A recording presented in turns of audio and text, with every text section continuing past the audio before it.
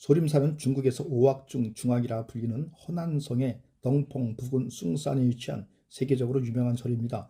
소실산 안쪽 숲에 있는 절이라서 얻은 이름으로 소림사라고 부르죠. 무술로 유명하며 이 때문에 무협소설에서 자주 등장하고 중요하게 다뤄지고 있습니다. 중국인으로 무술을 사용하는 대머리 캐릭터는 다 소림사 출신이거나 소림사 스님이라고 할 만큼의 무술의 아이콘입니다. 서기 495년 천축에서 온 발타선사가 창건하였으며 이후 서기 527년 천축에서 온 달마대사가 소림사에서 수련한 것으로 알려져 있는데, 달마대사는 이후 중국 선불교의 아버지로 간주되며 소림사는 선불교의 본거지로 알려지게 됩니다. 중국 선종의 대표적인 사찰로 유명하며 실제로 도교의 중심 도관 중 하나인 무당파와 마찬가지인 케이스인데, 스케일 면에서는 비교도 안 될 정도로 거대합니다. 북송대에는 이미 승려가 7,000명이 넘어서 이미 숭산에 수많은 말사나 암자를 두어서 공부와 수련 등을 행했습니다. 이곳 소림사의 주지와 승려들은 아주 잘나가는 중국인입니다. 화려한 무술 시범으로 세계를 순회하며 공연하고 절집의 식사나 복장 등을 팔기에 바쁘죠. 아예 소림 실업이라는 회사를 차려놓고 돈 벌어들이기에 열중하는 일로도 유명합니다. 소림사는 서기 495년에 세웠으니 1500년이 넘는 고찰입니다. 아울러 중국 불교의 대표적 산맥인 선종의 발상지이기도 하죠. 그러나 이제는 지나치게 왕성한 상업적 행위 탓에 이곳 승려들은 본분인 종교적 수행을 깡그리 저버렸다는 의심을 받고 있습니다. 제 처지를 잊고 돈벌이에만 몰두하는 분위기를 두고 소림사 현상이라는 말이 나온 것입니다.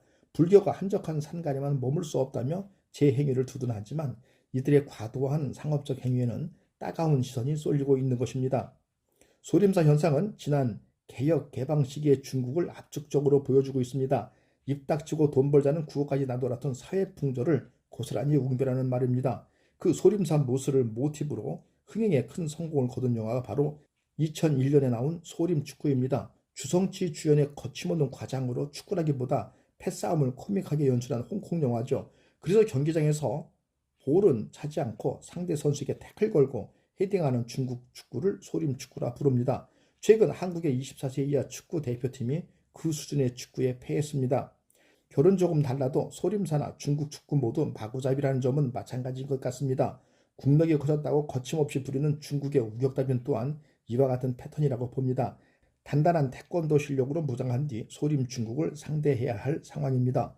쿵우의 성지 소림사가 부동산 시장에 진출하는 것을 두고 공방이 뜨겁기도 했습니다. 정당한 이윤 추구라는 옹호론도 있긴 하지만 불교를 기반으로 하는 소림사의 스님들이 재물을 쫓는 게 적절하느냐라는 곱지 않은 시선이 더 많은 분위기인 것 같습니다.